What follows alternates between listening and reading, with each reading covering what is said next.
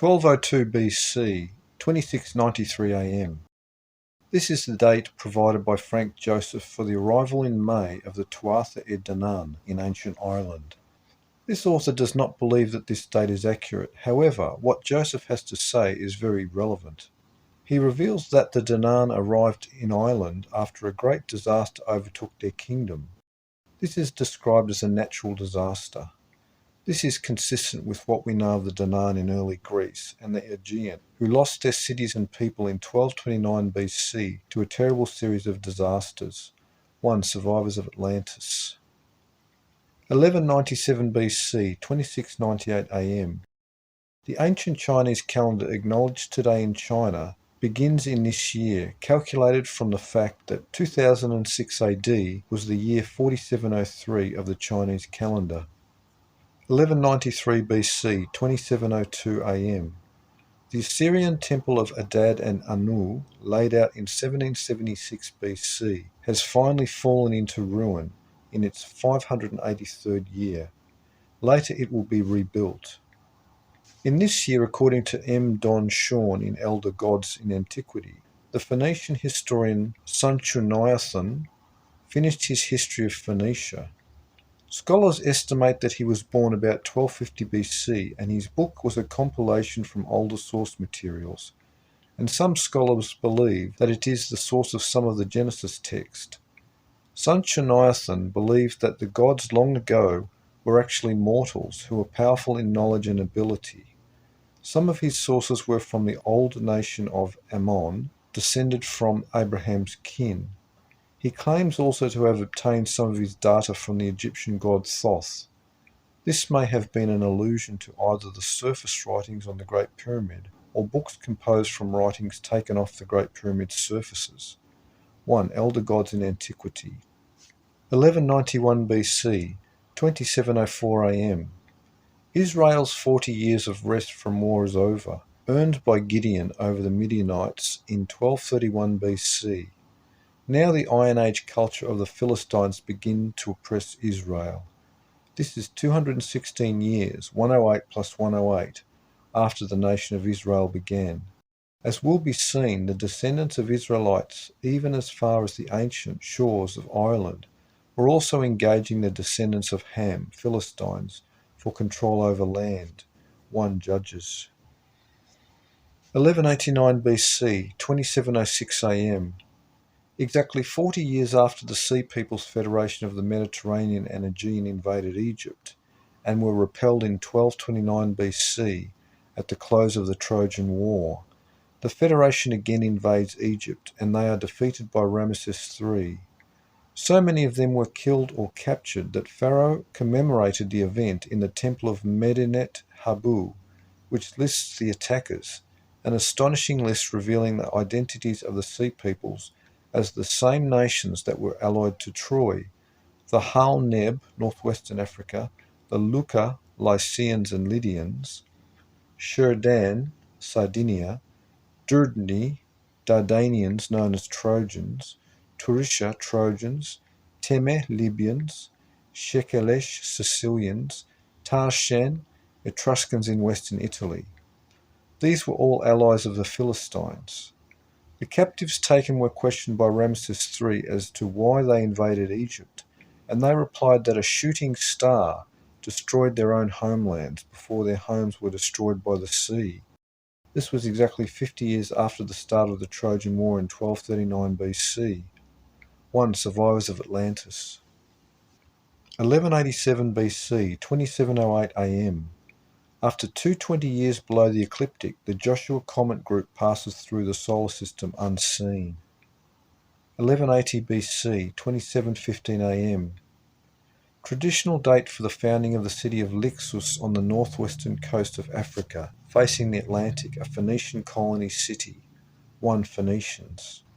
1159 BC, 2736 AM.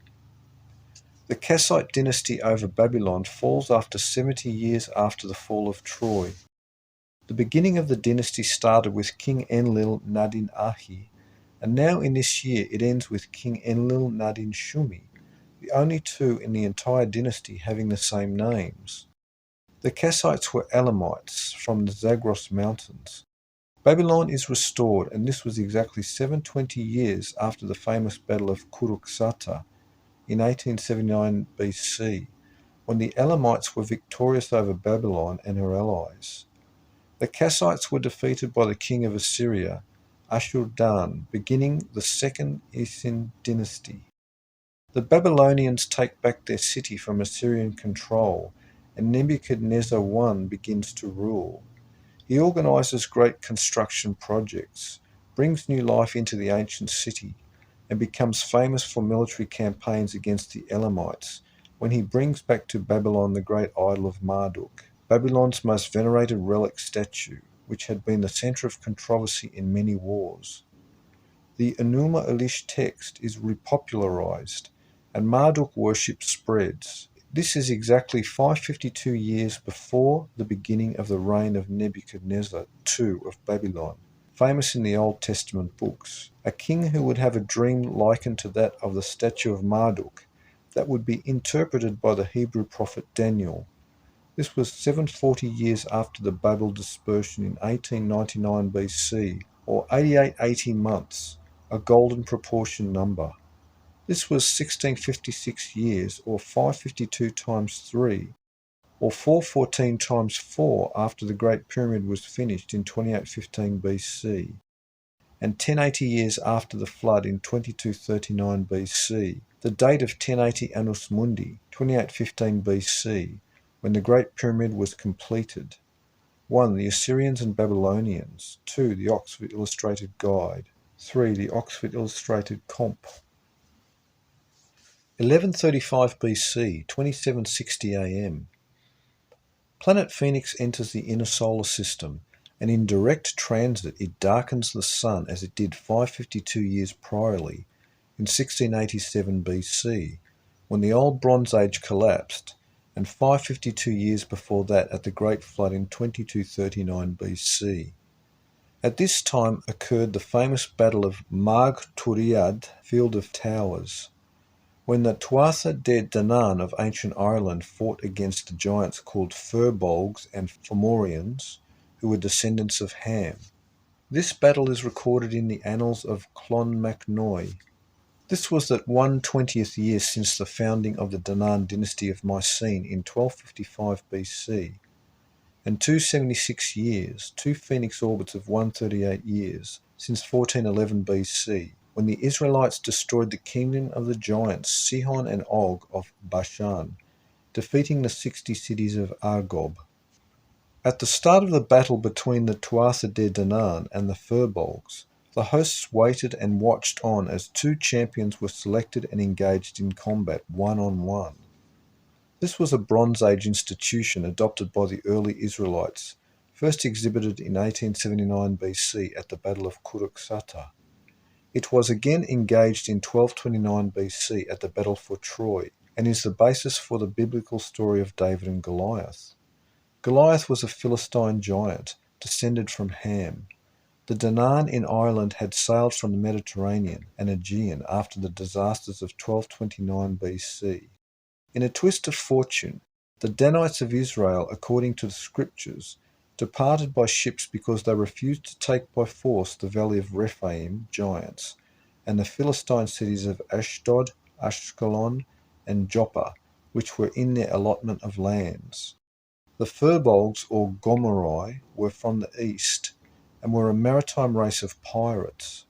The early Irish people were called Tecdon, or House of Dan.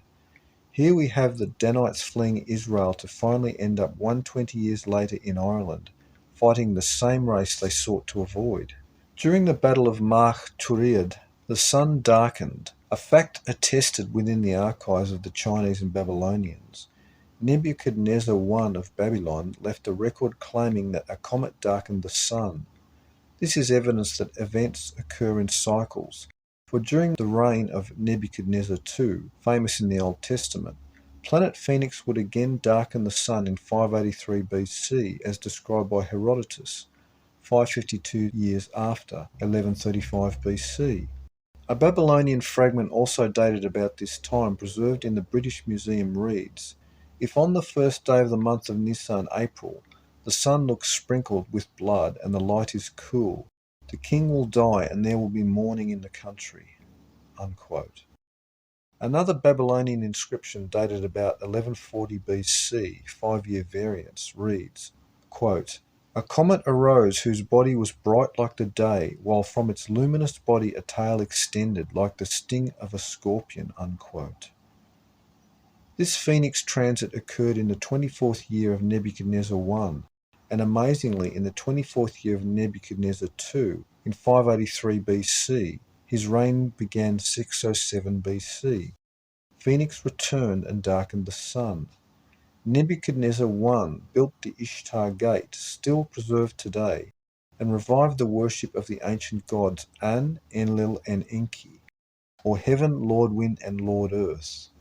Also in the Near East, this was the first regnal year of Tiglath-Pileser I of Assyria, exactly 138 years, Phoenix orbit, after 1273 BC, when the Assyrian Empire began by annexing Babylon. The Phoenix phenomenon did not escape Egypt's notice. After Mereneptah, Egypt had 5 rulers, one being a queen, all with short reigns, collapsing the 19th dynasty. In 1135 BC, the 20th dynasty was founded in Egypt by King Sethnacht, and immediately occurred a terrifying omen. An immense black cloud covered the entire sky, and the sun turned blood red and disappeared. Day became night, and a rain of dust blanketed the land. We are indebted to Frank Joseph for this intelligence. The rain of dust is exactly what occurred around the world in 1902 AD, which is perfectly aligned with an orbit of planet Phoenix. There is evidence that Mount Vesuvius in Italy also erupted, which is what occurred 552 years earlier in 1687 BC. In South America, the people of Cuzco rebuilt their quake-damaged city, a people who survived the quakes and Phoenix transit 552 years earlier, in 1687 BC, when they had occupied Tiwanaku. Because of the sun darkening episode, so similar to that which occurred at Troy, when a comet transited casting the earth in shadow. In 1229 BC, some early chronologists dated the fall of Troy in this year, which provides us direct evidence that there were many accounts of the sun and darkening still extant in his day, as occurring in 1135 BC. Robert Graves in his The Greek Myths records a startling tradition about the Argive kings struggling against one another for the throne of ancient Greece. He dates this episode as occurring prior to 1050 BC. At this time, a contender for the throne named Atreus, who was an astronomer, predicted an eclipse of the sun using mathematics, and when the calculation proved correct, his brother departed the kingdom in disgust, leaving him the uncontested ruler. Graves remarks that Socrates took this tradition seriously, regarding it as evidence of his own theory that the universe is composed of cycles of vast duration that result in destruction. This is certainly possible, for 552 years later the sun darkening occurred again 2 years after Thales of Miletus. A Phoenician by remote descent predicted it would occur in 583 BC. In this tradition we have a scientific knowledge of Phoenix in antiquity, and a Greek tradition revealing that the sun did indeed darken. As this timeline continues through history, we will see more and more Greek evidence that a phoenix was known widely.